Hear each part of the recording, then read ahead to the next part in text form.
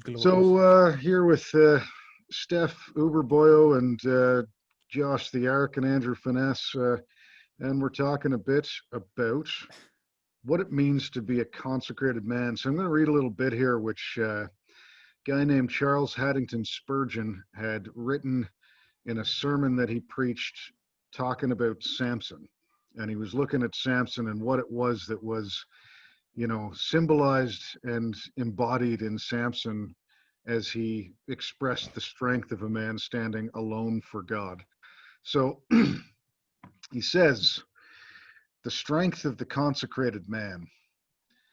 Do you know that the strongest man in all the world is a consecrated man? Even though he may consecrate himself to a wrong object, yet if it is a thorough consecration, he will have strength. Strength for evil it may be, but still strength. In the old Roman wars with Pyrrhus, you remember an ancient story of self-devotion. There was an oracle which said that victory would attend that army whose leader should give himself up to death. Decius, the Roman consul, knowing this, rushed into the thickest of the battle, that his army might overcome by his dying. The prodigies of valor which he performed are proofs of the power of consecration. The Romans at that time seemed to be every man a hero, because every man was a consecrated man. They went to battle with this thought: I will conquer or die. The name of Rome is written on my heart. For my country I am prepared to live or to shed my blood. No enemies could stand against them. If a Roman fell, there were no wounds on his back, but all upon his breast. His face, even in cold death, was like the face of a lion, and when looked upon it was of terrible aspect.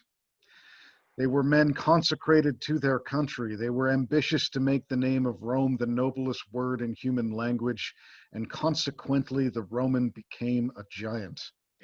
And to this day, let a man get a purpose within him. I care not what his purpose is, and let his whole soul be absorbed by it. What will he not do? You that are everything by turns and nothing long, that have nothing to live for, soulless carcasses who walk this earth and waste its air, what can you do? Why, nothing. But the man who knows what he is and has his mark speeds to it like an arrow from a bow shot by a strong archer. Nothing can turn him aside from his design. How much more is this true if I limit the description to that which is peculiar to the Christian, consecration to God? Oh, what strength that man has who is dedicated to God. Is there such a one here? I know there is. I know there are many who have consecrated themselves to the Lord God of Israel in the secret chamber of their heart, and who can say in their hearts, 'Tis done, the great transaction's done. I am my Lord's and he is mine. He drew me and I followed on, glad to obey the voice divine. Now the man who can say that and is thoroughly consecrated to God, be he who he may or what he may, he is a strong man and will work marvels. Need I tell you of the wonders that have been done by consecrated men? Have you read the stories of olden times when our religion was hunted like partridge on the mountains? Did you ever hear how consecrated men and women endured unheard of pain and agonies? Have you not read how they were cast to the lions, how they were sawn in sunder, how they languished in prisons, or met with the swifter death of the sword? Have you not heard how they wandered about in sheep's skins and goat skins, destitute, afflicted, tormented, of whom the world was not worthy? Have you not heard how they defied tyrants to their face, how when they were threatened they dared most boldly to laugh at all the threats of the foe, how at the stake they clapped their hands in the fire and sang psalms of triumph when men worse than fiends were jeering at their miseries? How was this? What made women stronger than men, and men stronger than angels? Why this, they were consecrated to God. They felt that every pang which rent their heart was giving glory to God, that all the pains they endured in their bodies were but marks of the Lord Jesus, whereby they were proven to be wholly dedicated unto him. Nor in this alone has the power of the consecrated ones been proven. Have you never heard how the sanctified ones have done wonders? Read the stories of those who counted not their lives dear unto them, that they might honor the Lord and Master by preaching his word, by telling forth the gospel in foreign lands. Have you not heard how men have left their kindred and their friends and all that life held dear, have crossed the stormy sea and have gone into the lands of the heathen, where men were devouring one another? Have you not known how they have put their foot upon that country, and have seen the ship that conveyed them there fading away in the distance, and yet without a fear have dwelt among the wild savages of the woods, have walked into the midst of them and told them the simple story of the God that loved and died for man? You must know how those men have conquered, how those who seem to be fiercer than lions have crouched before them, have listened to their words, and have been converted by the majesty of the gospel which they preached. What made these men heroes?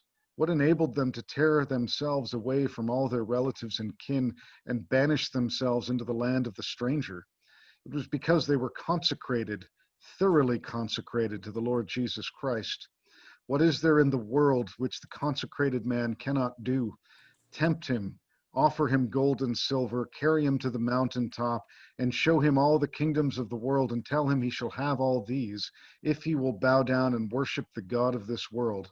What says the consecrated man? Get you behind me, Satan. I have more than all this which you offer me. This world is mine and worlds to come. I despise the temptation. I will not bow before you. Let men threaten a consecrated man. What does he say? I fear God, and therefore I cannot fear you. If it is right in your sight to obey man rather than God, judge you. But as for me, I will serve none but God. Stop right there. So it probably is worth commenting, at least briefly, on what he means by consecrated, and saying that the idea of a consecrated object is something that is set apart for sacredness. And we all have these things in our lives, right? Like you have an object which you have kind of consecrated to something. I mean, look at Andrew's background there, and his guitar is, in a sense, consecrated to music. He's not going to use it to, stir soup in a giant pot. He's not going to, use it as a stool to stand on to get to the top shelf, because it's been sacredly set apart for the object of music, right? And to do You that, really don't know Andrew that well. You really don't know Andrew that well. I just come and yeah, no, it's a fair point though. No, that's right. Like you're talking about what it would even the sacrilegious would feel uncomfortable to walk behind the altar in the Catholic Church, open up the host. And even I, as a Protestant who doesn't see the body of Christ in that, I would not be comfortable going in there, taking that, and then just going outside and feeding that to the birds. Like there's something really off-putting about taking something which has been set apart for a sacred act and then just treating it as something profane. And so the idea here is that you consecrate yourself to something sacred, right? And so then when you consecrate yourself to something sacred, you don't use that thing, which is yourself, for profane or base things. So the Roman soldier who consecrates himself to Rome and the glory of Rome, he will not give himself over to the baseness of sacrifice, the baseness of surrender, the baseness of cowardice. There's something higher that pulls him to achieve victory at whatever cost, because he has set himself apart for that higher thing. So I guess, really, I think a good place to start our conversation would be that that opening line, that even though he may consecrate himself to a wrong object, yet if it is a thorough consecration, he will have strength. Strength for evil it may be, but still strength. So, a man can be consecrated to a lot of different things. A man who thoroughly consecrates himself just to music may achieve great feats of music, or a man who consecrates himself to eugenics might actually accomplish a lot in the field of eugenics. But that's not necessarily a good thing. It just means that he has much strength because he's given himself wholly to that thing. So let's kind of riff on this for a bit. I thought, your thoughts about the idea of consecrating yourself to the higher ideal. Mm-hmm. Well, who would like to go first? I guess I have a question. The consecration. Oh, I'm sorry. I'm gonna go a little Aristotelian here. Um, so you mentioned the guitar Hmm. would be a good. Are we talking about just a man consecrated without the need for any I guess wisdom instantiated in the man and his actions? Because even you can say a shoemaker needs Hmm. his tools in order for him to be an excellent shoemaker. So I guess my question is, a consecrated man needs no extensions of himself. Like it would be wisdom within. Like to give an example, Socrates didn't need anything. He just went around. Neither did Christ. They didn't need any. No, but like Well, I would actually suggest Socrates was consecrated to a higher ideal as well. He yeah, was seeking divine truth. You know, he was consecrated to the search for wisdom, and Christ was consecrated to his Father. And you see that continuously through, John in particular, but in all of the Gospels, they all record him as saying, "I don't do my will; I do the will of the Father." Like I've thoroughly given myself to that higher ideal, and okay. I see That we've lost actually Josh, that but answers my question a little bit, I think. So the mm, consecrated man needs no consecrated objects, in a mm, sense. Is would that be the would that naturally follow? I think so. Okay, that's interesting. Mm. Yeah, That was that the only Mm-hmm. question. the object is almost a substitute for the Hmm. consecration of yourself. Right. Yeah, yeah, it's interesting. I'll throw this little piece in because Josh and I were we have two Joshes now.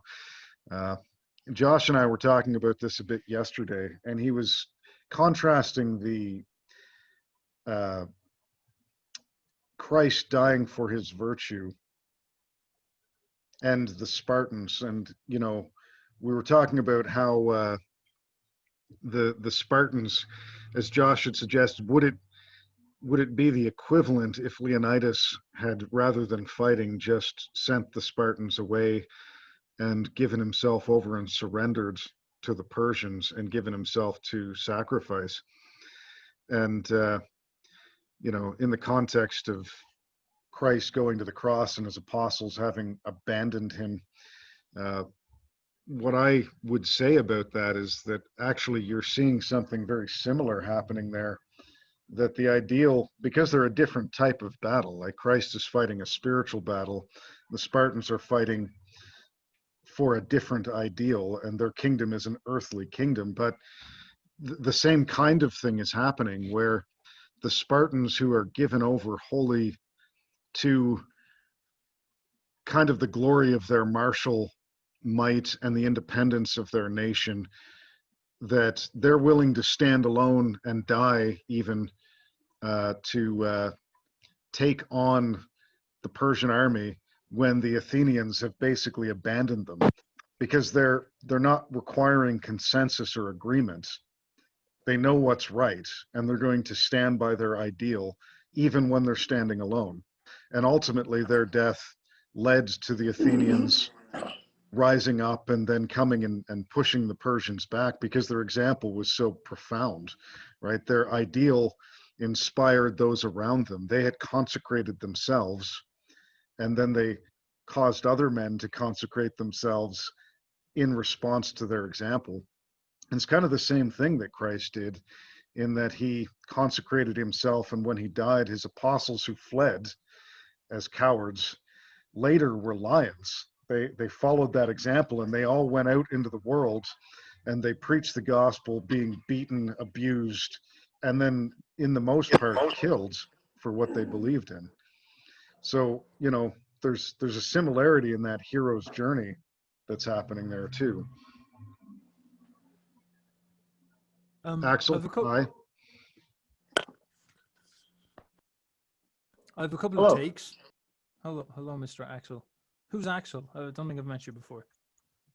I recently just joined like a couple of days ago. I'm just trying to learn everything I can right now. Oh, not too bad. Well, hello. How you doing? We're talking about being juicy, I guess, in short terms. So I've a couple of spins on this that I guess I'll just lay out because they've just been flashing through my mind. The first is I'm not sure. Well, like if you're using the term sacred and profane, you're probably familiar with Mercili Iliad or whatever his name, or Mercia, the Romanian guy, boyo, who studied religion and whatnot, and he basically came up actually with a thesis on what paganism is, which would be probably better termed as animism, which is actually a really, really interesting word that I'm going to get into in a second. And the idea of the animated reality versus the inanimate reality. This is such a weird idea, but I guess it kind of makes sense. If you kind of go out into the world, there'll be like bricks and crap everywhere, and it's all like it's a brick. It's still, there's metal. There's like the floor and all this stuff, and it's dead.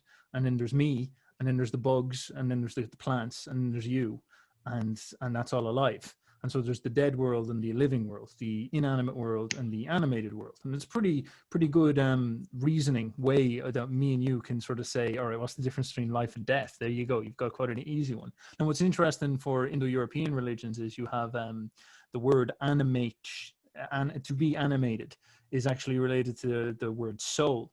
In fact, in Roman, the word anima or animus is the word soul. It's also the root of the word for animal. And it's also the root of this concept of being animated. So all of these things start to go in a very, very interesting direction when you start to look at this. You do the linguistic studies. Now, the Iliad, if that's his name, if that is his real name, he had this habit of looking at just the way these ancient religions of Europe used to model themselves. So, for example, the Vikings, they didn't actually have a conception of you can maybe say rule of law, sacred law in the way that we understand it. They had this concept of innegang and ausgang. And that means like in group, in the town and out of the town. And so the way that they used to punish people was often exile. And the exile would push them out into the world, and they would lose access to the sacred space, which is the town. They'd lose access to the city. It's like getting deplatformed off social media. It was a very, very proto-Germanic version of that. And that was the type of vibe that they used to do. So they used to have like an animated inner world where everything was alive and healthy and safe. And then you had the world out there where the outcasts would live, and the berserk crazy, wild wolves would live, and all that type of stuff. And all of this stuff starts to kind of formulate and appear quite a lot in these mythologies. There's this idea of the animated ones and the inanimated ones. You talked about the Romans, and Nietzsche noticed this as well. Like the Greeks and the Romans, they had this sort of concept that people, the slaves beneath them, this is when Nietzsche talks in Genealogy of Morals, they weren't actually people. It is quite an intense perspective. But the Spartans had helots, who were the people who weren't people, basically the slaves. And it's kind of hard to understand, because like these people were clearly people.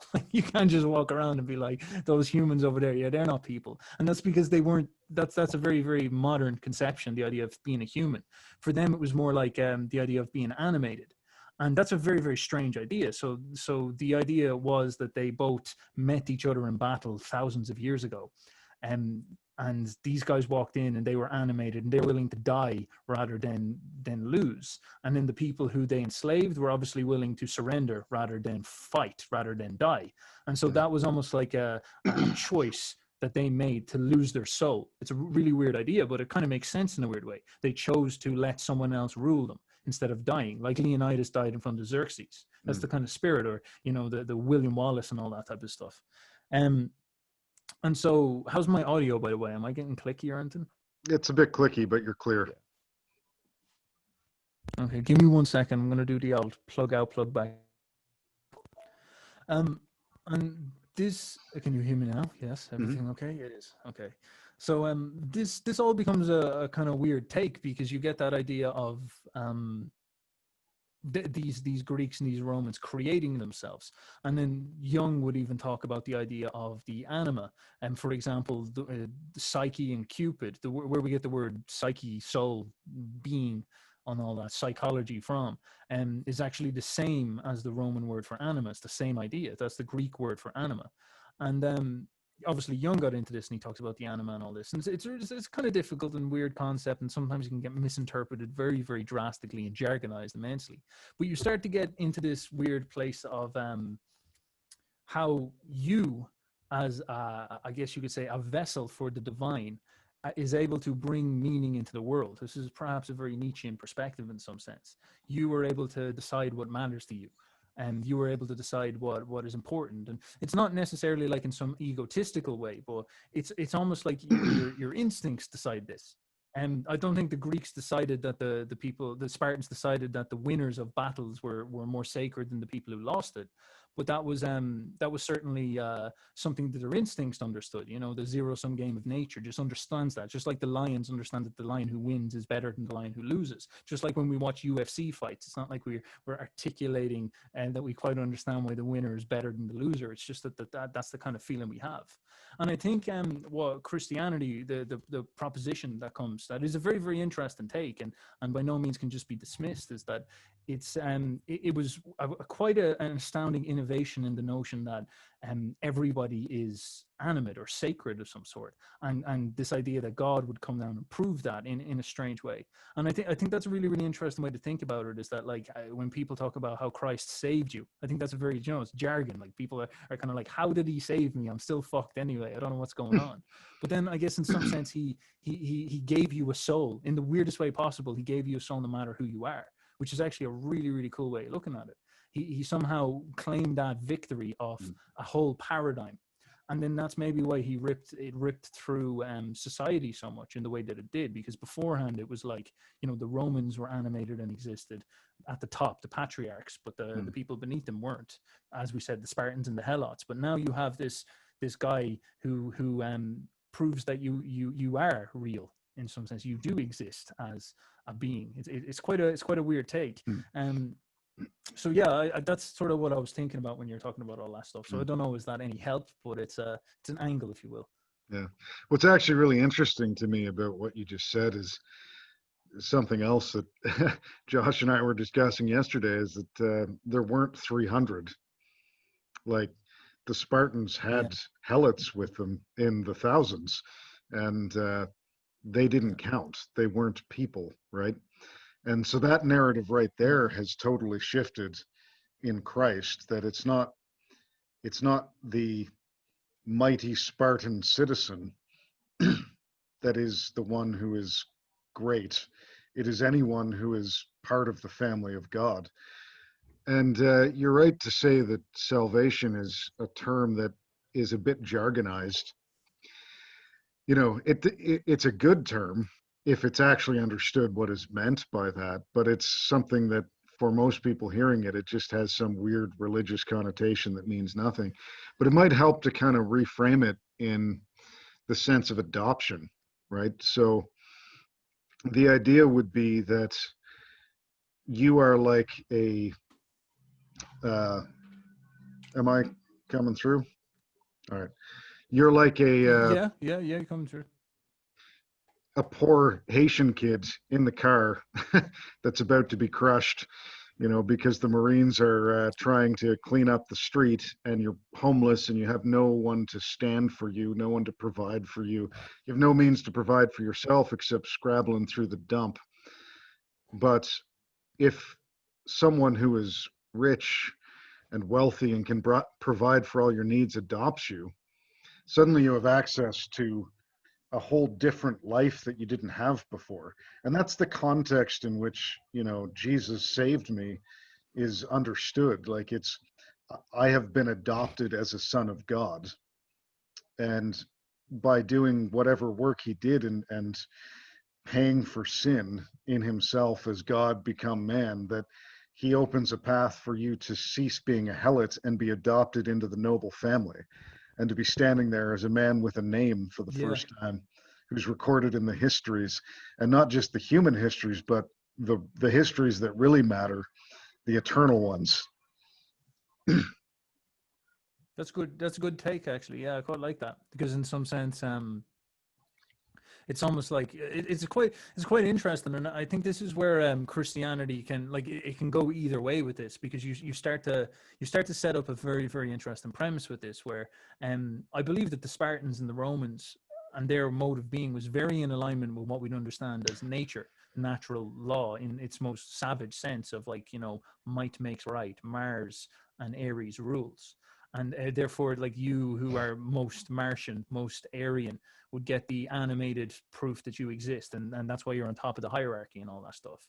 And then what's quite interesting is that the kind of the concept of what is the most valuable, the way that you have a soul, the most valuable version of yourself, the Ubermensch, is sort of like the warrior, Mars or Ares.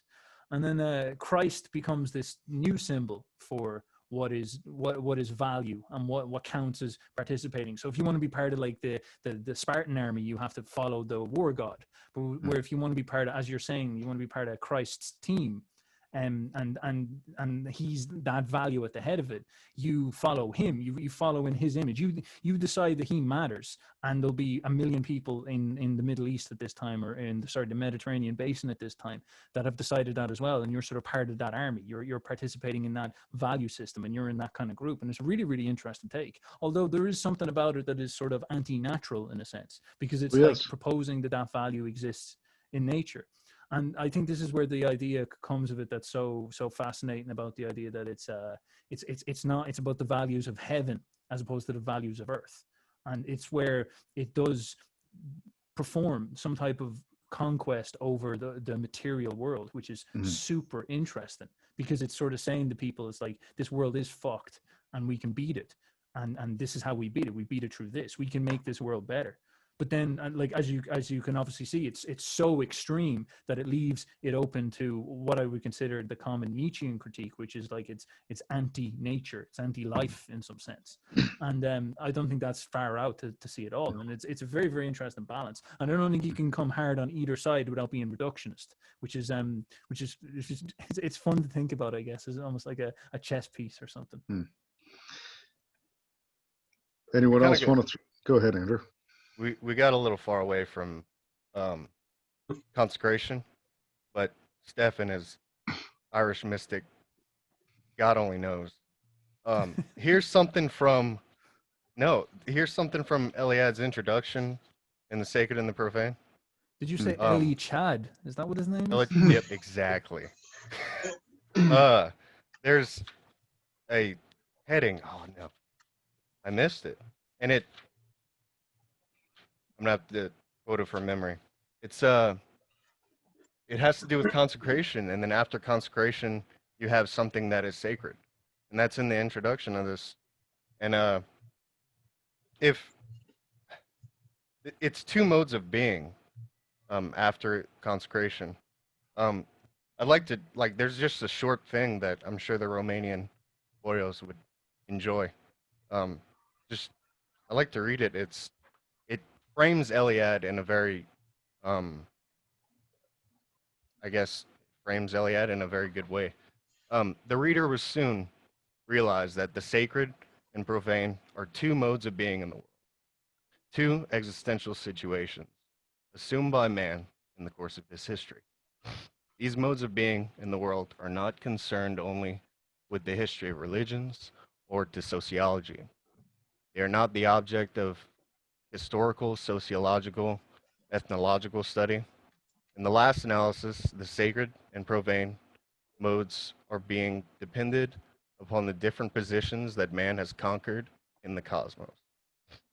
Hence, they are of concern both to the philosopher and anyone seeking to discover the possibility of, or the possible dimensions of human existence. And then the introduction carries on. So this dichotomy,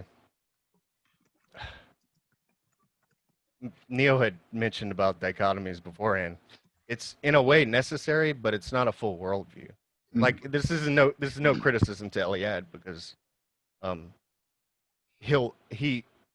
it's been a while since I've read this, but he amplifies this more to just a simple, it's not a simple dichotomy. But yeah, I just thought it was insane that, I don't know, that came to you, Steph? The fact of consecration and sacred, that just popped into your head? Well, I think Neil Well, yeah, when you talk about sacred, my common Yeah.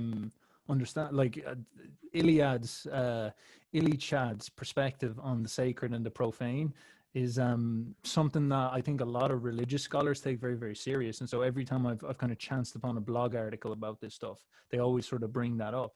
And it's a really good take. I think it's a really, really good take. And as I said, it's kind of like I'm kind of, preparing a boyo talk on Jung's concept of the anima from the Red Book, and it's like it's a really, I think it's a very, very dangerous idea, because I keep on seeing people basically bring it up as like, get in touch with your feminine side, and it's kind of, I don't know, it's scary, the effect it has on some people, but as I said, I'm always trying to de-jargonize these things, and sometimes even attacking the words and checking the history of the words can be a useful way to do it. And Yeah. it reminds me quite a lot of Iliad's observation about the nature of religion, in that type of sense. So yeah, like, absolutely. I think it's he's right there up with her. I think he'd be the right man to go to. He's a very, very smart dude, the Romanian Chad, as he's called. Yeah. That's the anima criticism. That's a fair criticism because anyone can come in and talk about their anima as a man, and them actually never having an experience with their anima in the Jungian frame.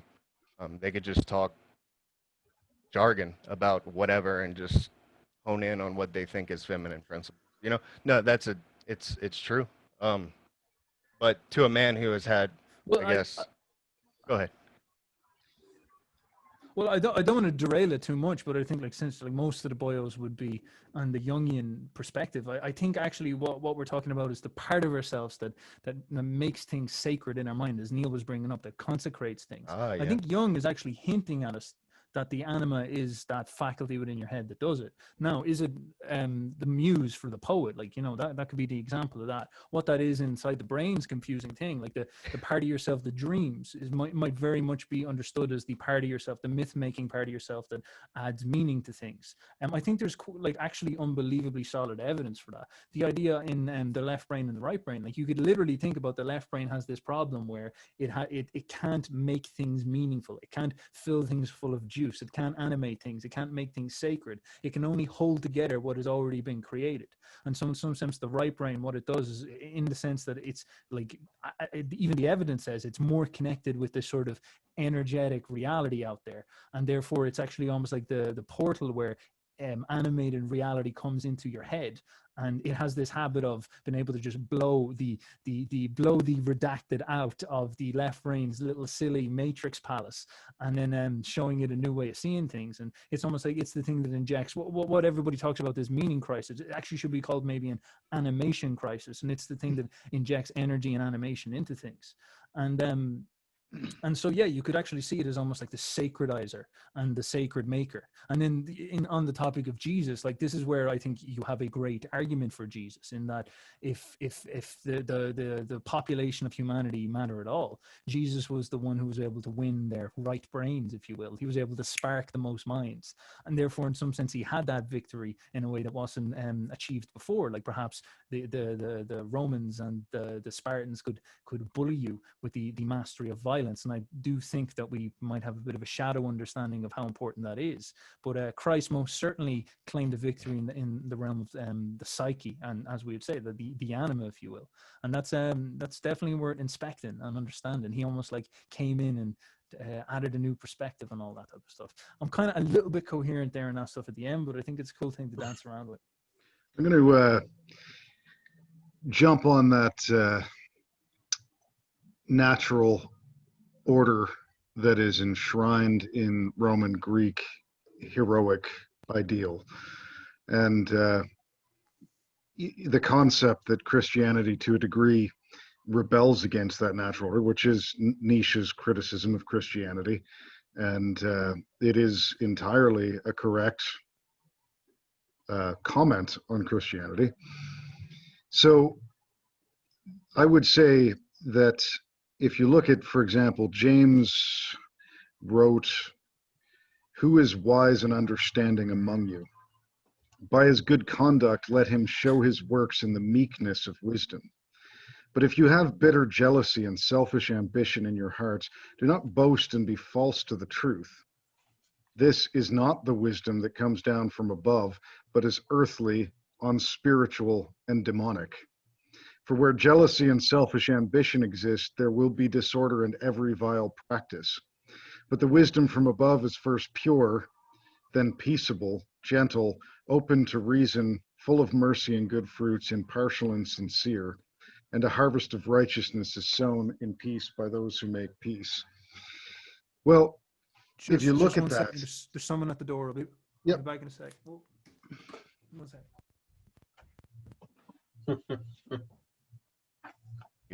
Just real quick, are we going to be able to talk about Samson?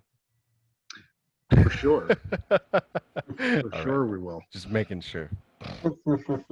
I feel like I would have left this discussion a little unfulfilled if we don't touch upon him at least one. Yes. So Because we've gotten to Christ, so I mean, we kind of overleaped him a bit, but we have this wisdom that is of the earth, and we have this wisdom that is of heaven, and they are actually diametrically opposed to one another. So yeah, we have a dichotomy. mhm. It's actually interesting that he makes the comment before that, from the same mouth come blessing and cursing. My brothers, these things ought not to be so. Does a spring pour forth from the same opening both fresh and salt water? Can a fig tree, my brothers, bear olives, or a grapevine produce figs?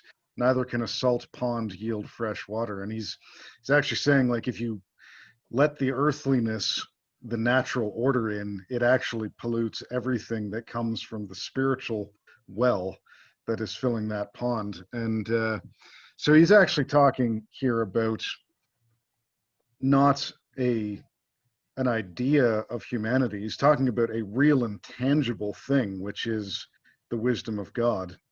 And if we do jump back to Samson, because that is the subject of that sermon, Samson's a really interesting character, because the natural wisdom was of the Jews in the time of Samson to just work with the Philistines and get along, and to kind of participate in their worldview and their approach to being.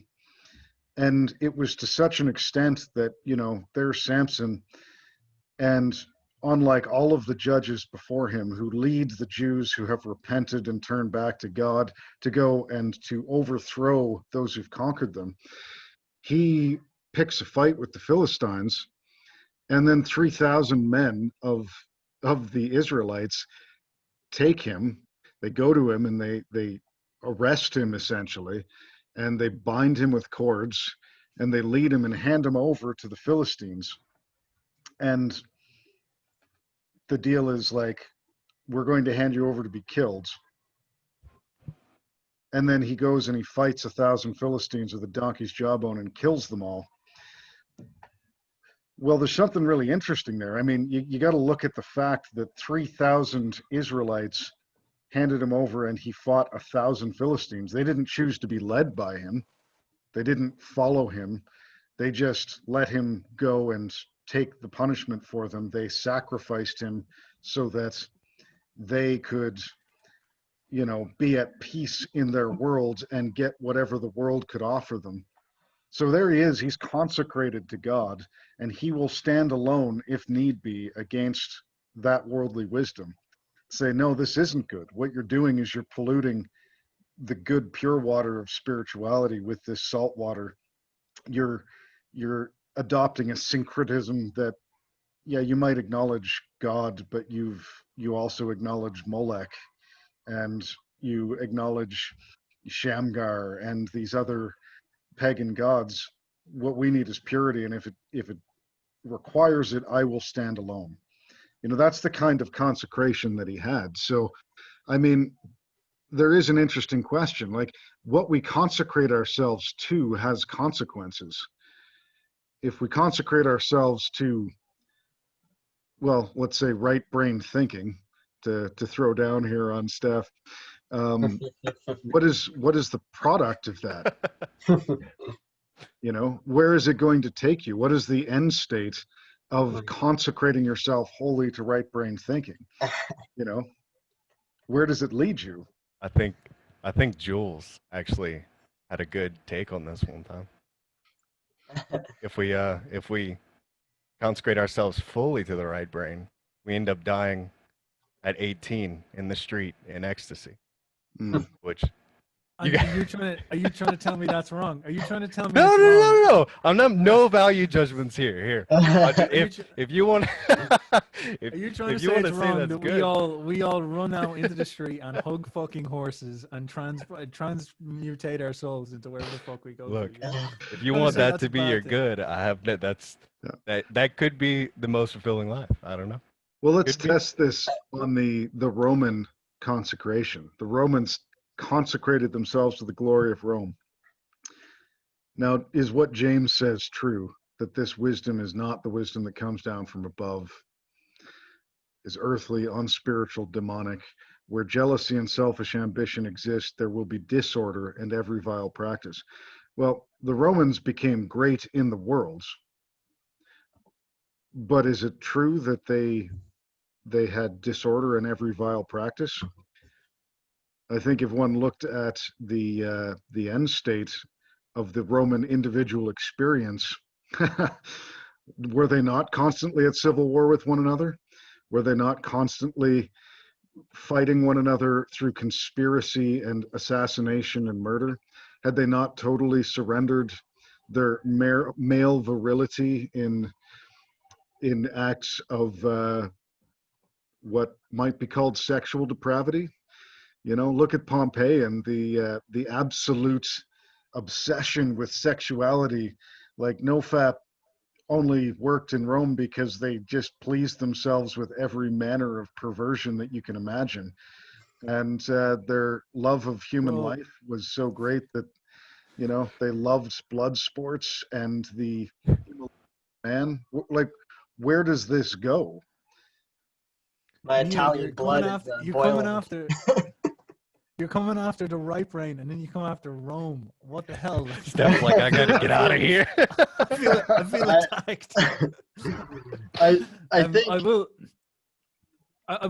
love to address like all the things you're saying. I think these are important points, most certainly. But do you have something to say, Andrew? And then I want to paint a couple of pictures. Go ahead. I think Josh maybe. yeah, Sorry, yeah, Josh was it. I was gonna say, I mean, what you're doing is pointing out that consecration is good, but it matters a lot what you're consecrated to, essentially. Yes. And you can have, I mean, endless arguments about what the best thing to be consecrated to is. But I think there's also another interesting way to look at it, which I think everyone agrees that the classical masculine spirit in itself is something good, that sort of raw, instinctual, animating energy. But in order to have the Spartans prided themselves on having freedom, and that was part of why they looked down on their slaves, because they were free. They considered themselves to be free, and the slaves were not free. Therefore, they were worthless. And part of the initiation of the Spartan boys was you'd go out and you'd kill a helot as your initiation. But but the Spartans were also had like complete subservience to the Spartan state. So even though they prided themselves on their freedom, they didn't seem very free compared to what we would call free, maybe like the American ideal of freedom. And you could see like in Achilles, for example, he has that virile masculine spirit, but he's kind of bullied by it. He's pushed around by it, and he doesn't really have freedom or control over his fate. And he's not consecrated to anything.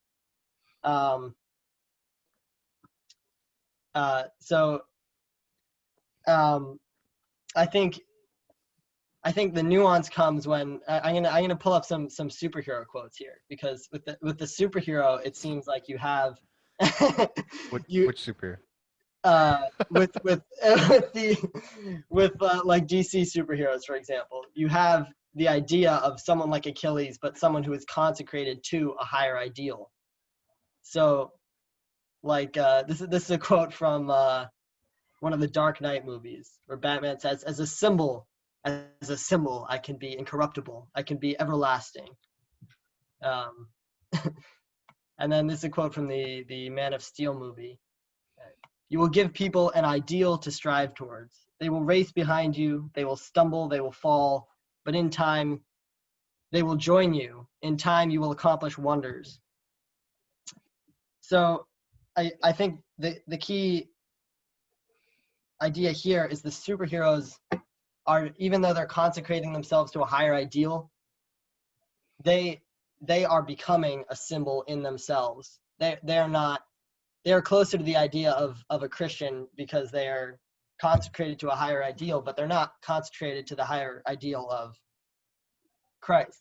Mm-hmm. I think when you have a contrast between someone like Nietzsche and a Christian perspective, you have the contrast that in Christianity you're supposed to serve God and consecrate yourself to God, whereas Nietzsche had this idea of which seems closer to something like Jungian individuation, where it's all about becoming your own ideal and becoming incorruptible by you yourself becoming an ideal. And in order to do that, you can't follow another ideal because you'll never become a different ideal, right? So it's closer to the idea of the TV show Hannibal. The Red Dragon calls Hannibal, and Hannibal's like, "Oh, hello, who's this?" And the Red Dragon says, "It does not matter who I am. It only matters what I am becoming." Just to throw down on that, Josh, there's a really interesting concept there that you raise, which is the concept of freedom. And the Christian argument, the scriptural argument, is that freedom is a false idea, that the man who chooses to be free from higher ideals is actually not free, that he's a slave to his sin, his nature, and his baseness, and that it's fine for Nietzsche to sit there and talk about being fully in control of fate, but it's not a realizable goal for man. We are actually so subject to our mortality and our weakness that we always fall short of those goals when we strive for them in ourselves, which is why we actually need God become man to do that for us and to set the example that we will stumble as we follow his example, just as anyone who tried to be Superman will stumble as they tried to follow his example. But it doesn't matter that we stumbled, because he already paid the price for your stumbling, and he lifts you up in a real tangible and present way, because he's not an idea, he's a living being who is actively engaged in your life. So there is a difference. And Paul says, that you were a slave to sin, now you must be a slave to righteousness. Like, the idea of freedom is not part of it. Actually, you're always subject to something, and it's probably worth saying that when I talk about like the blood sports, look at the Scythians. The Scythians loved to skin their opponents. You're probably familiar with the fact that they would cut the skull cap off and use it as a drinking vessel when they had killed someone in battle. They also would skin their arms and use the arm as a quiver, right? And so they would be riding into battle with like their arrows in these human arms flopping on their backs as they rode into battle on horseback, drinking from human skulls. And, the Romans with their auditoriums where they could watch men be put to death by wild beasts or fight each other to the death. What that is it's a substitution of self-deification. You can't give life, so you destroy life, and it makes you feel powerful, and it makes you feel free, like the Spartan who kills the slave as his ritual. It's a claiming of power over life, and to self-deification. But it's false because you're actually mortal and you're going to die, and what you accomplish is going to fade and entropy will win. And so this idea that Christian is anti-life is actually, I think, false, because it suggests that worldly life actually has eternal value, which we know inherently it doesn't. So you need something higher if you want ultimate meaning. I think I'll just add one clarification. I'll leave this riff alone, but I think what I'm trying to point out is that in the traditional Christian idea, you are supposed to follow Christ as an ideal and serve Christ and God. But Jung, so you're not doing things for yourself, you're doing them for the divine, right? So, but Jung interpreted following Jesus slightly differently, where he says you shouldn't follow Jesus as in you should put him as your highest ideal, but you should imitate him as being uncompromisingly true to yourself in the way he was, which means you might not end up being a Christian or actually following Jesus. You may end up like someone like Leonidas, where you're being an uncompromisingly true warrior. And I think those are two fundamentally different models, and sometimes that distinction isn't made, whether you're following an ideal or you're something like individuating. You're just following your own ideal. Just to refine that a little bit, Jung draws a distinction between imitation, the imitato Christi, which is the imitation of Christ, and emulation, which is one step over, or the emulation of Christ. And he made the claim, I don't know if this is in his red book, Between the Lines, or somewhere else, that no one's been able to imitate him yet. So we can't even emulate him. We can't overstep something that we haven't achieved yet. Does that make sense? No one yet has been able to imitate Christ in full. So we can't even think about emulation yet. Like, that may be something that's to come, but it's not. It's one step past the imitato. I think that's a Catholic doctrine. The imitation of Christ. So if I'm to channel go ahead. Well, I mean, it depends what we mean, because perfect imitation certainly has never been achieved. But what happens when a guy goes down to a cannibalistic tribe in New Guinea to preach the gospel to them, makes relationships, and then they kill him and his 4 friends, even though they have a gun.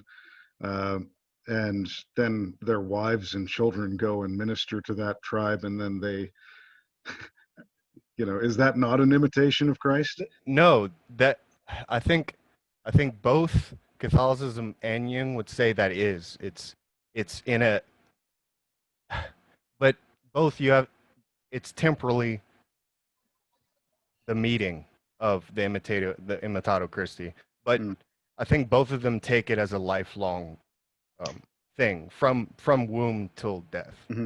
So so you race with endurance. Yeah. So in that moment, I don't think anyone would have a problem saying he completed the imitato Christi in that particular point in his life, and that's something to strive for, certainly.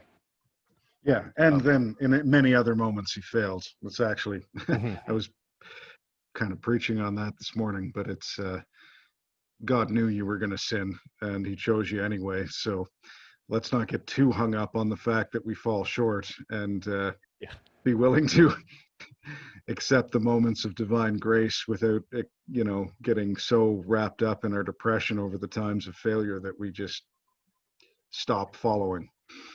I know Steph's devouring something, and I'm getting hungry. Yeah, but he's consecrated to the flesh right now. I do know I do know that Nietzsche hated the word ideal. He abhorred that word because he, I guess he framed it in more of a creative thing. An ideal can't be um, created; it's instantiated already. Um, I guess I wanted to ask Steph if he knows the German um, for what Nietzsche substituted ideal for. No, I Because don't. I know he abhorred it, and across his works he changed it into something a creative, like when people I like don't when think you have a he. go ahead. Well, there's a load of things I want to talk about here. Um, God, I'm so stuffed. It feels great. Um, so the one angle is okay. So first of all, like on Screechy Nietzsche, I don't think he disliked the word ideal, although he was very critical of ideals. Certainly. Yeah, I meant Oh, I'm sorry, I meant the word. Like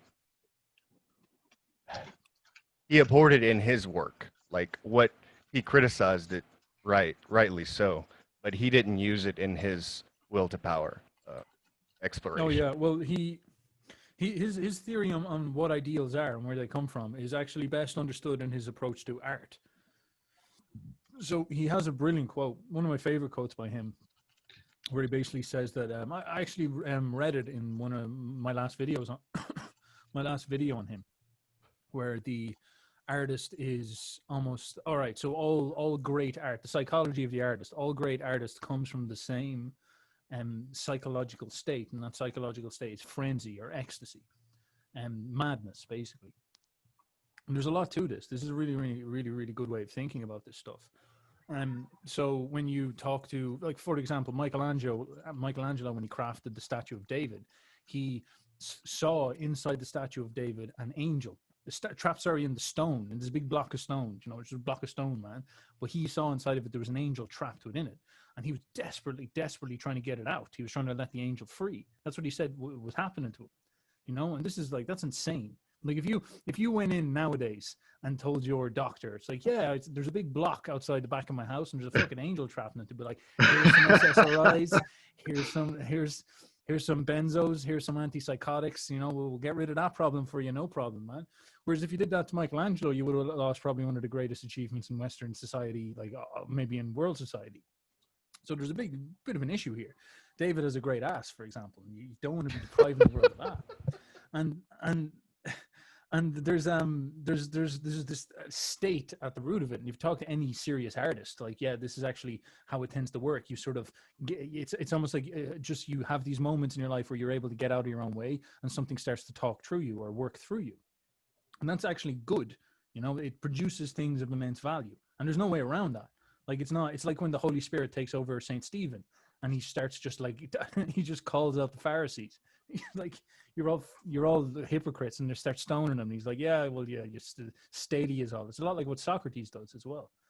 And so all of this is kind of pointing to the state of frenzy as being good. Now Nietzsche, and in the scary way that he's able to do this, draws the obvious parallel to the ecstasy of various things.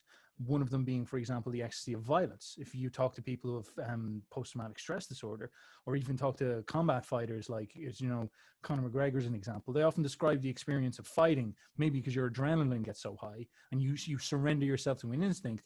It almost feels like you're letting something take over your body. And it's a frenzy state, and it clearly is.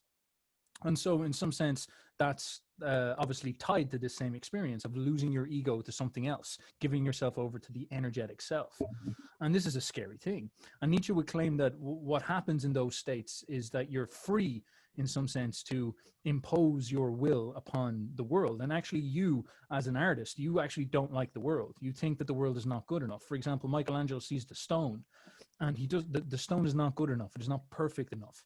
And so his energy inside of him, God knows what it is, his animating energy, Maybe it's from the spirit world, who knows? But anyway, something comes in him that flashes this meaning onto that statue, onto that big block, and says that there's something glorious inside that you must destroy the stone, until you must reshape the stone, you must idealize the stone, you must commit violence on the stone until it is better.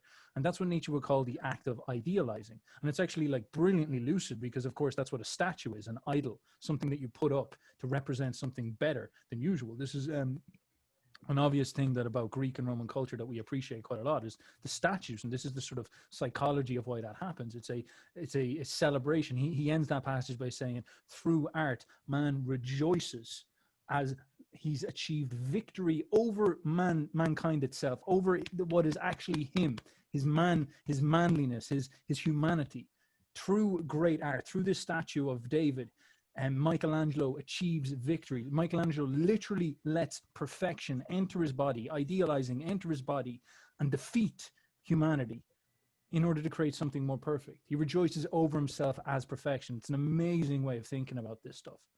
And so if you could understand idealizing, like ideals perhaps as a sort of set in stone thing out there that we can attach to, maybe it's there, but I think Nietzsche is sort of very, very cynically realistic in that we are imprisoned in third dimensional time, and we just don't have the perspective inside of us to see big picture enough.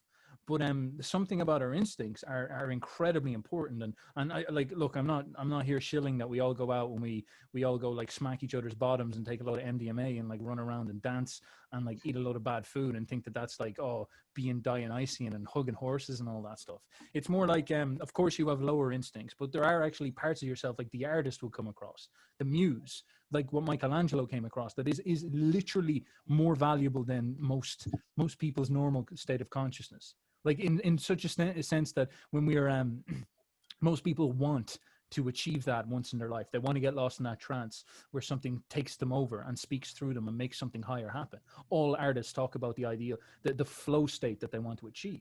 And in fact, the science backs this up. The science shows that during flow state, the left brain kind of turns off a little bit, and the prefrontal cortex turns off a little bit. It inhibits, and it allows the more unconscious part of yourself to take over. So you're starting to see here, so this sort of idea of like unconsciousness and overconsciousness mixed in at the same time.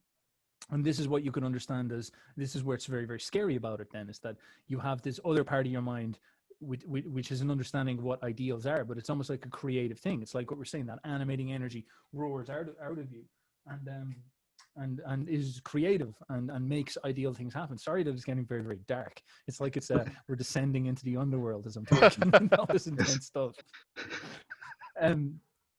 So I think that's a come into the light, everyone. Like run away from the darkness that is Stef. I'm getting smiles and you can kind of see his owned teeth, by the weather. I'm getting owned by the weather.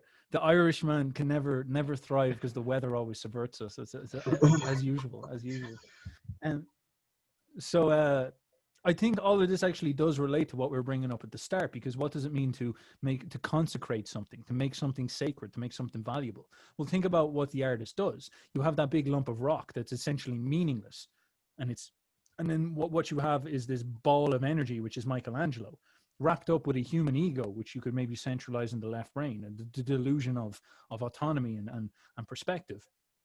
And like at one point in his life, he's lucky enough that this ego gets subverted by this weird, alive, animating, dreamlike side of his head, and it projects and it injects and it discovers and it finds in this rock this living being, and it rips it out of it, and then you have the statue of David.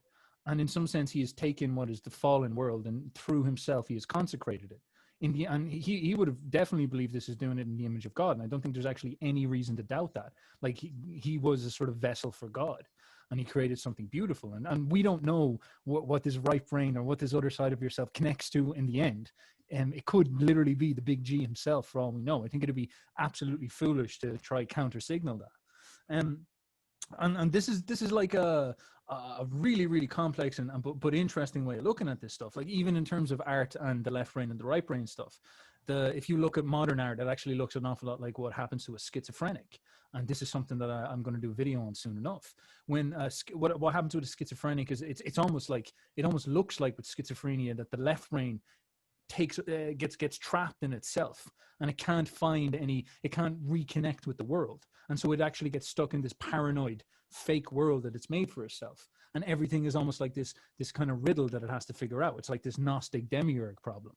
Whereas artists who are more so for example, when you have an artist in that state, and a lot of modern artists seem like they are in that state, maybe because of industrial society, what you actually get is, interestingly, modern art which is more about making a point, more about, it's weird, they make modern art, and the goal of modern art is to make you, Andrew, you, Josh, or you, Neil, walk in and get shocked and feel a confusion in your head.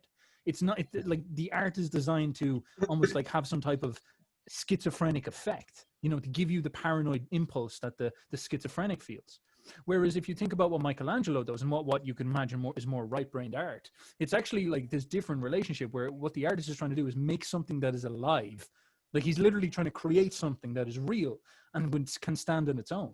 And so Michelangelo creates David, and it's literally like he says himself, I'm trying to make a living being.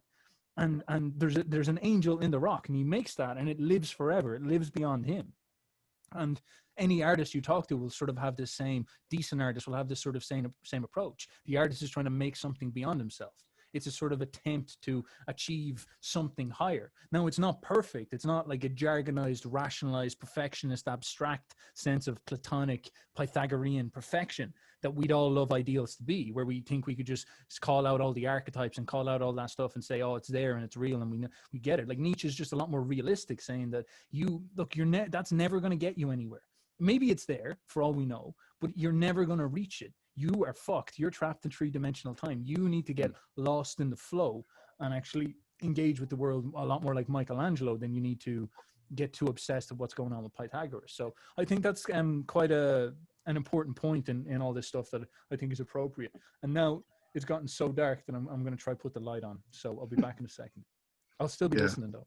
I'm going to kind of challenge some of that with what I would say then is Nietzsche is settling for what he can achieve in himself instead of striving to surrender or being willing to surrender himself to something greater. Because like you're talking about how the artist is seeking to create something that will outlast him, and I'm all about that, and they're tapping into a real something, something that is ideal, that surpasses even words. But the important thing to understand, I mean, just from a Christian perspective, is that the ideals are real, that they are the attributes of God, and they're fixed. And what the expression of those ideals is for us is the law. Paul says this about the law: what shall we say then, that the law is sin? By no means. Yet if it had not been for the law, I would not have known sin. For I would not have known what it is to covet if the law had not said, you shall not covet. But sin, seizing an opportunity through the commandment, produced in me all kinds of covetousness. For apart from the law, sin lies dead. I was once alive apart from the law, but when the commandment came, sin came alive and I died. The very commandment that promised life proved death to me. And it's interesting, like what it's saying, what Paul is saying is that we realize in ourselves our own plight and our limitation when we actually look to the ideal and then cannot achieve it. And that in itself actually represents the truth of the ideal, because if our ideal is a human ideal, we can generally achieve it. But if the ideal is something like do not covet, do not hate, do not lust, we know we can't achieve it. It's actually contrary to our nature, and it's something that part of us recognizes is higher, and it's not something rational, it's something transcendent. And when we look at God, is Michelangelo channeling God? I'd say he was certainly channeling the attributes of God in producing, but what he produced does not have eternal merit. It has 3D merit. What Nietzsche produced only has 3D merit, right? Like he's 4-dimensional, I suppose. You know, your legacy carries on in this existence, but this existence is doomed to entropy anyway. The question is there an eternal reality, something outside of the 4 dimensions of up, down, left, right, forward, backwards, and time? Is there something real there? And I'm going to say, yes, there is. There is a reality that we sense and that our self recognizes, even if we choose to flee from it. And that the way to enter into that reality is through the person of Christ. I would love actually to bounce off what you just said there, because I think that's a brilliant segue that I can get into a few things I wanted to talk about, which is like it's an interesting perspective. So, oh God, there's so many things. Okay, give me a second. So first of all, one angle, and I'm only here really to paint pictures. I'm not really here to say like I know what's going on at all, because I definitely don't. But one angle I would say is that I think it's very easy to fall into a false dichotomy here, in regards to what this idea of ideals. And I always use the understanding, the music theory idea in order to present what I'm trying to say here. Whereas, and I think you could even levy this as a bit of a criticism for Nietzsche, who got too edgy and actually ended up expanding with this idea to the detriment of his entire perspective. But I do forgive Nietzsche for that, because I think he's only trying to get you really to think. He constantly says, I don't have a system. I just want people to think, basically. And this is down to the idea of music theory and the laws of harmony and the Pythagorean laws of harmony. And it even comes down to the idea of logos and God himself being logos. And of course, who was it? Logos was at the beginning of the world. And logos was what died on the cross as well. And so we have this understanding in music that there's mathematical laws. There actually are. There are ideal notes in music. Like, it's actually no joke at all. They're literally there. They actually are real. And if you kind of just meet any, like, you know, it's the intelligent design argument. You call it up Sam Harris, and he's like, yeah, well, you know, there's no God, clearly. And you're like, yeah, very smart, Sam. How come music makes sense? And it's like, oh, well, you know, like science made music at the beginning of time as well. Don't you understand? And you're like, oh, right, okay, cool. Sorry, I didn't. I'm a bit of a pleb, it must be. But of course, what music harmony says to us is that the universe, being made of energy, actually has ordered patterns in it that follow mathematical law, meaning that there's something geometrically ideal about them, which is frightening, because that means that there very possibly could be the fingerprint of the Lord right in there and that type of stuff, which is scary stuff for any of you boyos out there who've been like watching too many Kim Kardashian videos, kind of getting all rowdy with her and all this type of stuff. Now, the flip side of this is that even though that's true, any musician, and this is again our fallen state, stuck in 3-dimensional time, we may understand that abstractly music has perfect laws, but I've been through this, and most musicians will go through this. We study music theory and think that will make us better musicians, and that's actually not true. You can know more music theory than anybody, and then Jimi Hendrix can come along, who doesn't even know what a major scale is, and he'll be a better player than you. You know, the guy from Radiohead can't read music. Like, there's a litany of different examples of the musicians who have embodied the abstract principles actually in themselves, and they can articulate them in a sort of jargonized way. And perhaps Nietzsche was sort of tapping into this idea, is that, like, look, just because you can talk about nice, pretty things in your nice, pretty books, and get all caught up in like saying that, like, well, I'm going to use a proxy here and say that, like, the universe has laws of harmony and you must obey the laws of harmony, and thou should obey the laws of harmony. And if you repeatedly say, I like the laws of harmony, that means you're a good person. You're a good musician, sorry. But of course, the reality is that if you actually run around your whole life and saying, I don't study the laws of harmony, but you embody them, you actually have them in your body, you'll actually be more of a good musician than the people who sit in their universities all the time and talk about it. Now, this is I think, a very, very, very insightful perspective into what I'm just going to jump in on that for a second, Steph, because what you just said is Paul's actual argument at the start of Romans, which I was just reading from. So. And he says, you know, if you have the law, it means nothing unless you obey the law. But somebody who doesn't have the law that follows the principles of the law is actually saved because they have followed the principles of the law. So, I mean, I just kind of struck me Yeah. how close you were to that. I'd absolutely agree, and I'd assume that like I'd even understand Christianity as Christ coming and saying, "I'm here to fulfill the law," in a sense that he's actually trying to set the Judeans and the Israelites free from the Yes. imprisonment they found with I would call it the left brain perspective, you know. And I think Nietzsche, in some sense, was trying to do the same for the Europeans, in that they had, through their various understandings, turned into jargonites, and he was trying to snap them out into a more intuitive, right-brained mode of existence. Literally, the word Dionysian juxtaposed with Apollo. Apollo is the idea of ideals.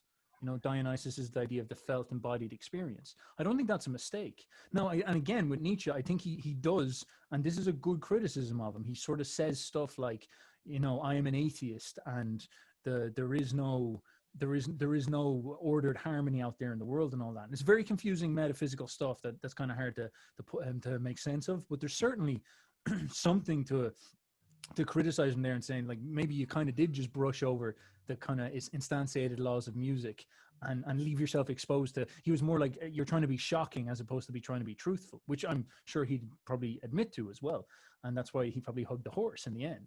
But nonetheless, the kind of general thing you can take out of him when you're thinking for yourself, you're not being a Nietzschean, is that you do see this. You do see that he's trying his best to say, be a good musician, don't be a good student of music. There's a difference. Surely you can do both if you want, but the goal, the purpose, is to be a good musician. That's the fucking point, man. That's the whole point. And I think this is what he means by his transience of morality as well, when he says stuff that he was terrified of, that like there's no grounding for a lot of these ideas. It's like, yeah, in some sense there wasn't, but that doesn't mean that there's no such thing as good. It means that it might be a lot more of a flux thing than we understand. And then in order to be it, and we're going to go into a period now where we have so much information that people will be held under the pressure of actually being these things a lot more. And mass media turned that into an actual truth, amazingly. And that's what we have to sort of engage with. So it's quite an interesting thing. And then, God, if I was to go down the other direction I wanted to go to, it's a bit of an odyssey, but I'm not even sure if it's that useful, but it's that idea of, I guess you could say the materialist perspective versus the total kingdom of heaven perspective versus I guess you could say the more spiritualist perspective. Because let's take Michelangelo for a second. What exactly happened there? Is the universe made up of energy, and then all we are is these balls of energy? And then when Michelangelo sees the angel, is that like his sort of a certain energy inside of him, a higher energy, if you will, taking over his mind and projecting itself onto the stone and redeeming the stone? And then what we are sort of vessels. We are like little divine sparks here to redeem the world. That's literally our job. Like, and we have to overcome ourselves and then redeem the world. I think that's very close to what Nietzsche and Jung are trying to say to us. That, you know, we have to try bully ourselves into submission until we achieve a Michelangelo moment and make the world a better place, lift it up procedurally, like a good musician. So that's one possibility. And I think that's premised off the idea of almost the materialist world, which is, I think, what Nietzsche was trying his best to put into place, because he saw that people don't believe in the other world anymore. And so he was saying we need to get something into place that will actually allow us to perform like good musicians. And this is where I think he has that aura of being nasty, immoral Nietzsche. And like, it's fair enough. He was edgy, and he drew it. He played it up a lot. But when I read through him, this is what I actually find is his main concern. It's like, how do we get people engaged so that they create beauty, excellence, and a generally good place to live, you know? And in that type of sense. So that's one take. Then just let me complete that thought. Then the other perspective is like with Michelangelo, did he did literally like did the heavenly realm reach into his brain and sort of say, all right, here's your moment, boy, and then flash him with a dream and then guide him that type of way? And so it was like the Lord through an angel, like literally did an angel come down and impress itself upon some stone and intoxicate him? And does the Lord have a plan for the world? And is this material world, the fallen world, actually sort of like this bubble that we're all trapped in, and God sits outside of it, and he's like a master puppeteer that's dropping in at the appropriate times and filling Michelangelo's head with angels that he manifests, and then we are like, if we submit to that energy, do we become part of God's plan for the world, which is to redeem it ultimately? And if we put ourselves in his hand, is he bringing us to the ultimate end, which is the kingdom of God at the end? And I think they're two very, very interesting perspectives. And then to the point where, like, Jesus, I don't know which one is correct. I don't know what to do. I don't know the correct interpretation. And I think this is what Nietzsche was saying as well. It's very, very hard to know which is the right perspective. That's such like that. Both of those clash a lot with the understanding of science. But what I find fascinating is both of them are very procedurally similar in what they demand of you. They both say, in some sense, you must submit to something higher, and in some sense be a participant in the redemption of the world through something that's bigger than yourself, which I don't think is trivial. And something I'm often trying to say is that as scary as nasty Nietzsche can be, and as annoying as Jung can be for a lot of real Christians, I think there's a way you can spin them that doesn't make them enemies. And a lot of the animosity Christians find with Jung and Nietzsche is usually because the Nietzscheans and the Jungians they're talking to are jargonites of those guys and stuck in a cult. So there's just my take. I'm going to throw down just on the idea of, to go back to it, consecration and also the channeling of divine. The Christian ideal, to use that word, is actually to get past the ideals or the attributes of God and to abandon the law for the law of the Spirit. And what we are called to is to actually let the Holy Spirit live in us and channel that divine truth in every circumstance, living out the principles of God's divine attributes in our dealings with everything. And you'd mentioned much earlier the PTSD of a person who had basically gone into a flow state in the midst of combat. And, you know, speaking as a man who has actually been in combat, there's something very important for me, because I have watched many of my colleagues and friends over the years degenerate into PTSD and despair and actually kill themselves, take their lives because of the hopelessness that they confront through the empty worldview that they have. But I have not been plagued with the nightmares. I've not been plagued with the guilt complexes. I've not been plagued. There was a time of depression for me, which I came to realize was my feeling of not having as much significance as I had when I was holding the power of life and death, which I was able to work through under my consecration to God. But there's something incredibly real and powerful about living in the Spirit, because when I actually got into the turret and got into a firefight and took human lives, I did it fully aware in my being that men are depraved and that I can't save everyone, that the world is not mine for saving, but all I can do is live out what is best in this situation where there's nothing that is perfect, like everything that you do is going to be bad. It's going to be bad for someone. Someone's going to die here. It's going to be me, it's going to be him, and if it's neither of us, it's going to be that villager who gets hung on the tree, as often happened after, they got upset about the consequences of sparring with professional troops. And, fighting the Taliban was kind of like shooting dogs because they didn't know what they were doing. They were incompetent tactically. They were pretty good at putting bombs in the road, but it was almost embarrassing to shoot them when they were screaming Allahu Akbar and shooting randomly all over the place.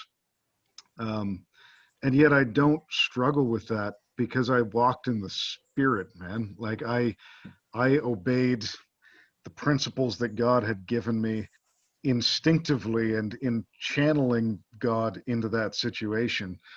And it is a real thing. It's not a trivial thing. You know, we can talk about the materialist perspective. That leads to death, man. It leads to the gun in the mouth and the brains on the ceiling, or sitting in the garage with the exhaust running. And we can talk about the spirituality of channeling something unknown. And I know a lot of spiritual guys that have confronted the reality of the world, and it is crippling nevertheless. Like, the idea that Jung and Nietzsche want to save the world, I actually don't. I don't expect the world can be saved. And that's, I think, the difference is that I don't believe that this world is going to end well. You know, you could talk about global warming and environmentalism, and I'll be like, you know what? We should be stewards of creation. We should take care of our environment.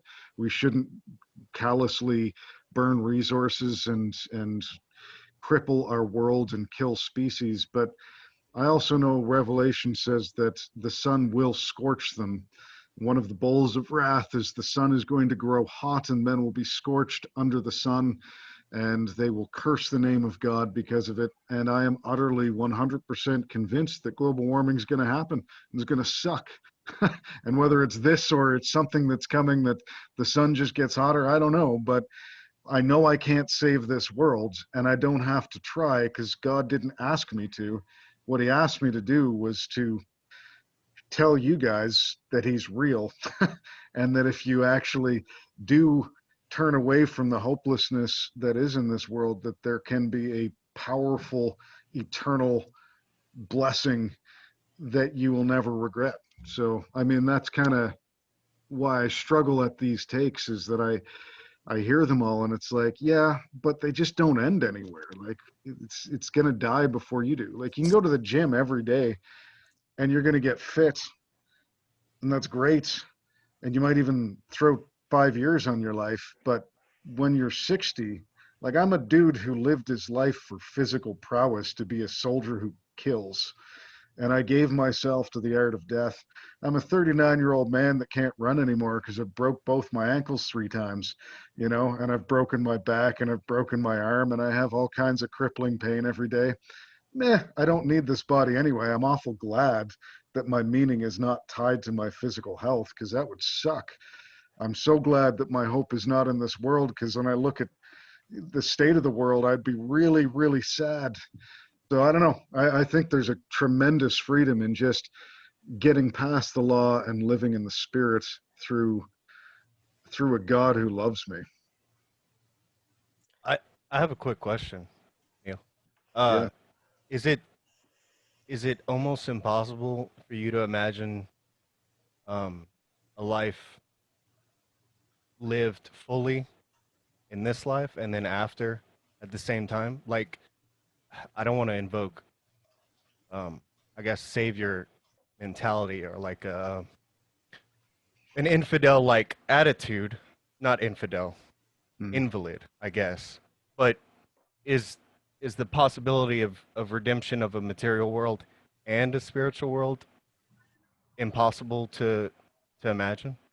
I mean, even in fantasy, you know, like something to, because just real quick to finish, to me that would be the most vitality, I guess, pushing motive for any young man, you know. Yeah, well, I think the promise of the Bible is a redemption of the physical world, but it's through recreation. And it is the restoration of physicality, and that we're both soul and flesh, and we're supposed to be that. And so, like, the sense is that, well, as Paul describes it, you know, your body's not going to be the same. It's like a seed that's sown, and what grows out of it is going to be like as different from the seed as the tree is from the seed. But it's going to be greater and more full and more vibrant and more complete. And your consciousness will be hugely expanded from what you experience now, and your your limitations of matter are probably going to be quite a bit different. And Peugeot talks about this, right? Like, what is the nature of the resurrection? Well, I mean, it's something different than what he was before. Like, he just appears in rooms that are locked and he's not restricted by material restraints, and he can show up and not be recognizable at first, but then he is recognized, and that he's something other than what he was. And that's what I hope for, to be honest with you. And the other thing that often gets thrown at me is like, well, how can you imagine an eternity? It just seems terribly bland. But I'm like, no, man, I've tasted what God is, and I want an eternity of that. That's an infinite being that I can go forever, each day learning more about, and never plumb the depths of who he is. And that's what I want, man, is that eternal union with him, to be one with him as Christ is with him. That went preachy maybe, but Could I jump in real quick? Because that thing you said about the seed, I don't think I've been trying to articulate this idea, but I don't think I did it well. But I think that going back to freedom, Steph, you said that Michelangelo wanted to free the angel, which was imprisoned in the rock. And I think there is a fundamental distinction between, if you imagine everyone's, let's say, a slab of rock, unformed at first. So it seems a tabula rasa, it blank slate. Exactly. Okay. Boyo. Yeah, just a boyo. The meaty slab of boyo. But it seems like if you're a Christian, you would want to carve that rock in the image of Christ, whereas what Jung and Nietzsche are promoting would be something more like, in every rock there is an angel, and you just have to reveal the angel in that rock, which would be something like individuation. And I think that's like the Batman model, where apparently Batman is a little caped bat, and that's what he is when he carves away. And I think the idea there is the same. The idea of planting, if you're like a seed and something grows out of it, but there's still a distinction between whether you're trying to grow some unique angel out of yourself versus imitate. Yeah, and I think that both are present in biblical idea, that God is actually said to have made each person uniquely with special gifts and unique character, and he wants all of that as part of the eternal companionship that he wants from you. So it's not simply a question of trying to be Christ, because you're not supposed to be Christ. You're not supposed to become him. You're supposed to become you, which shares in his perfection, but unique. And so there's I mean, we're getting into mystery now. Like it's stuff that is beyond, I think, human comprehension anyway. So it's it's teased in scripture, but not revealed in any way that, because if you did reveal it, it wouldn't make sense anyway. You just get into like some sort of glossolalia seizure if you were trying to express that incomprehensible idea. Right. This question popped in my head when Steph was talking a while back, and it did it again when Josh was talking. So I guess it might be worthwhile. Steph, do you think that I'm going to use a little bit of the old Nietzsche against the newer Nietzsche, or the more later Nietzsche? Do you think that if Hendrix wouldn't have, or Michelangelo, well, I guess they're opposites in this scenario. So Michelangelo went through a long period of learning his trade when Hendrix didn't. And Hendrix was a product of his time. But for me, imagining Hendrix going through a long period of learning, like I guess any kind of theory of music, um, and then dispensing with it after, and then creating music puts Hendrix at an elevated state than the state that he was in. You know, that long period of indoctrination to any kind of music theory, and then just dispensing with it and freeing himself of it, um, in my head, puts him beyond what he gave us here. That's not to take anything away from Hendrix. You know what I mean? I know what you're trying to say. Okay, trying good. to you're trying to make some incredibly racist statement. Is that what you're trying? Yes. I'm No. I'm joking. I'm joking. I'm joking. I'm just being it's yeah, absolutely. And Nietzsche had his, oh Jesus, is so dark as well. This is this edgy corner coming over here. And Nietzsche had this very, very well-known thesis of the phenomenology of the spirit, the evolution of the spirit. And he also had this idea that if you want to be free, you've got to be a slave. So you begin as a camel, I believe it is, and you're taking the thou shalt, thou shalt, thou shalt, thou shalt, thou shalt, and you're taking all the weight, and you're walking through the desert, and everything's crap, and you're basically being a little bitch, and you're getting told what to do, and you're following all the rules. And then eventually, what will happen is you turn into a lion, and you start saying no, and you start fighting back like a wild man, basically. And this is when you're starting to be yourself, and you're starting to assert yourself. So you could think of it like the musician. He goes to the academy, the Whiplash Academy, and you've got the bald weirdo in the black suit, and he keeps on like beating him over the head and all this, and it's like kind of weirdly sadomasochistic, and then that's what's going on. And then the kid eventually throws a tantrum and says, I'm not doing what you're doing, and he tries to do his own thing, and he tries to he runs off and he works at a pizza place or something like that, and he does his own thing, and he drums for like rock bands instead of jazz bands or something like that. And then eventually the final part is where the kid decides to be himself. It's almost like he learns how to like release his energy as Nietzsche said, in with the seriousness of a child at play. And that's the final evolution of the spirit. Then you become a child within, you become a creative person yourself. And it's like you could argue that certainly because of Hendrix's socio-economic conditions, he did not Certainly. get the opportunity to do the first part, so we had to skip to the end. And the thing is that the end, like being a child in your heart, can get you very fucking far.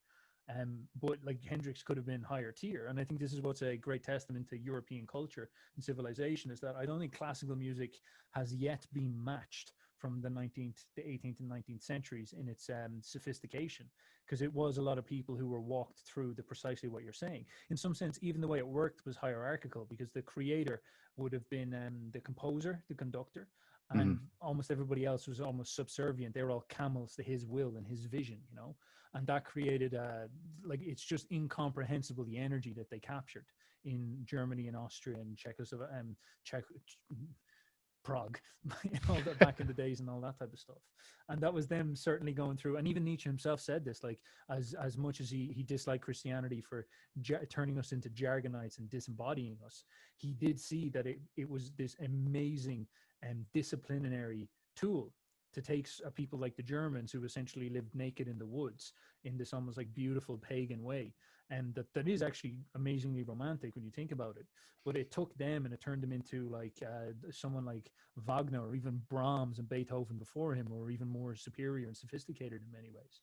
And it's a lot of what you're saying, and it's a very, very complicated and difficult thing, because when it comes to creating yourself, as much as I'd like to, like, and I don't like this about the individualism and individuation thing. And actually, here's a little red pill. The left brain is the most hyper conscious individualist part of your head, whereas the right brain is a lot more like, you could even say, collectivist. And the right brain would be a lot more comfortable being a voice in the choir, as opposed to the star soloist, if you will. But nonetheless, that's not really that important. More important is the idea that like, all of us are going to make it, and all of us are going to be the conductor. It's like, reality is most of us can't be the conductor. Actually, the law of nature suggests that the vast majority of us will not be the conductor, and most of us will be the camel playing the violin, and we just kind of have to learn to enjoy that fact. And in some sense, like, what your amor fati, what your destiny, what manifesting the best version of yourself could mean, is actually just settling for what you're sort of good at, and learning to bite your tongue and take your place within the broader scheme of things. And that actually is a radical humility. And I think if you read Nietzsche and see something like he's expecting you to become a superhero, you're absolutely not reading him properly. The vast majority of what he's trying to tell people is that the vast majority of the people reading his books aren't going to be the Ubermensch. Like, that's not going to happen. The Zarathustra ends with everybody in Zarathustra admitting that the Ubermensch is not going to be achieved by Zarathustra and his crew, that we can only be bridges towards something higher. And then that's like, again, it comes back to this idea of you're a musician and you realize that ideals exist, but that doesn't matter how much you believe in them. If you want to make them appear in the world, you actually have to get almost like entranced with the process. And the sort of idea about the Ubermensch is that, you know, creating a great person is actually a historical process that takes generations. And if we're so caught up with our individuality and how much we matter, we lose the opportunity to create all the necessary things for a great person to appear. Like, you could argue that for like a really talented Spartan warrior, it would take 7 generations from the guys who conquer Sparta to the guys who establish a stable state, to the guys who establish a good education system, to the generation then who masters diet and fitness, to the generation who masters tactics and war. And then finally, after all of that, you will get a generation that will pop out maybe 1, 2, or 3 quote unquote Ubermensch, you know, ideal versions of the Spartans. And that's the sort of way this type of stuff works. And especially, it's so important for us to understand in the modern West, our individualism has probably robbed us of that. Whereas you, all of us, we're not gonna reach the heights that the 19th century reached. We're going to go through chaos, and our goal is to actually try come out of it after the next, you know, this 200, 300 year period, come out of it in a decent position instead of like absolute ruin and chaos. And then that's a very tough idea for a lot of people to take, that like, yeah, you're probably like this Ubermensch thing, like you're completely missing the point with this. Like, it's not going to happen the way you think it will. I'm sure you have something great in you, but you would be better sacrificing yourself for the flow that will lead in some grandson of yours, maybe not even your grandson, maybe a member of your crew or tribe. They're the fruit that is born 100 years after you die, you know. And that's a type of thinking that is just absent in the West, and that is probably the most important type of thinking that is so hard to get in contact with. I'm not sure if that really answered your question at all, but No, that was a good riff stuff. Sounds like a Jesus pill. Yeah. Yeah, I'm gonna have to actually end it because I gotta get on here and teach tonight. But yeah, I think a good challenge for anyone who end up listening to this is you won't be anything unless you consecrate yourself to something. Like, if you don't consecrate yourself to something, you're just going to be pushed around by the tides of whatever popular sentiment is, and you will have no real relevance to yourself or anyone else. But if you do consecrate yourself to something, you can have great effect. Matters what you consecrate yourself to. And my challenge would be, you know, think about the consequences of what you're consecrating yourself to, and what that actually looks like if you go all the way forward on the arc it's leading on. And my challenge is, I've consecrated myself to God imperfectly, but that's what I've done. And I urge you to consider what it is to actually do that in comparison to what the world offers you. So my thoughts. It's great chatting with you guys. Neil, Yeah, it was. it was great. Neil, can we do a compromise? All right. So I will swear I will consecrate myself to the Holy Roman Catholic Church if you do as well. Oh, let's go! Brother, I would be a fool to consecrate myself to a creation instead of the creator. You have these lines prepared somewhere and telling Look, me. All right, here, all right, you get just away with in it my this time. defense, my church wasn't the one that's instantiated now. It's the one to come. True. I'm taking notes of all this when Saint Peter is coming. He comes back on the crest of Christ, and it's return time. I'll be like, these guys said no, man. Don't be letting them in anywhere. These guys said no. So That was gonna work. I'm waiting for Christ to come back. All right, bros. All It was right. great chatting. Very well, my. Later, guys. Good talking. God Later. bless and Bye-bye. Godspeed. Have a good one. You too.